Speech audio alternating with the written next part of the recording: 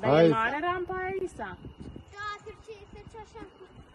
Și e departe? Hai măi, ce faci? Nu e aproape. Dă-mi ei ca să... Nu am ce să dau. Dă-mi ei ca să îl filmez pe Isa. Așa. Hai, Isa. Isa, unde mergi? Isa. Hai. Isa. Hai, du-te pe rampă, că te filmez.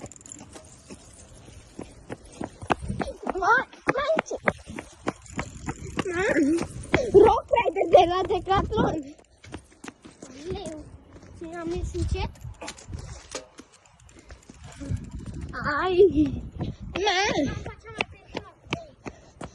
Asta e cea mai periculoasă rampă. Nu pe asta. A, nu asta. Ăla cu curbă. A, mai e una. Asta nu e periculoasă. Deci mai e una. Eu mă dau ăla cu skip. Asta e. Da. Atât. Vezi acum? Da, uite. Halo! Ma, vin cu tine, dar eu vin pe partea asta. Nu, du-te tu acolo, du-te tu acolo. Și eu vin cu bicicleta. Ok. Dar zic eu că nici vii. Mă, dar aici sunt șobolani, Isa. Aici sunt șobolani. Da.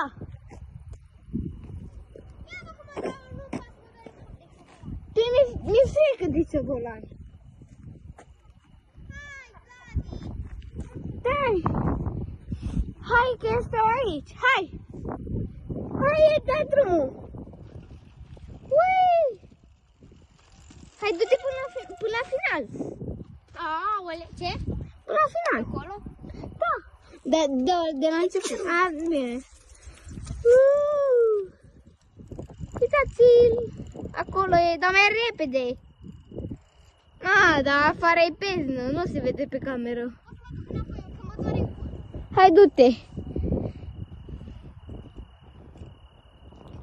După mă filmează încă o dată tata cum mă dau, dar nu pe asta.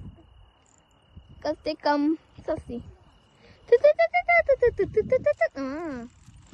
Hai, mai repede. Hai că vin și eu.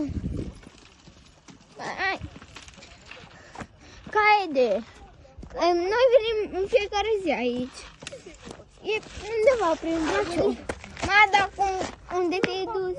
Aici. Aici. Undeva pe aici. Ne găsiți. În fiecare seară. Hai, Vladic, merge.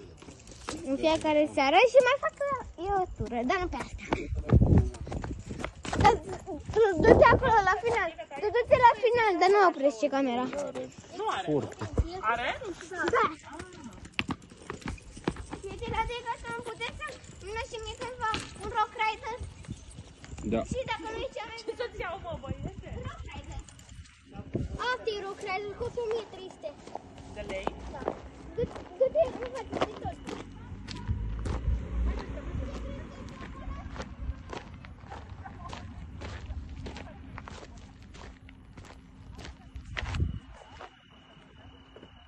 Hai, Vladi.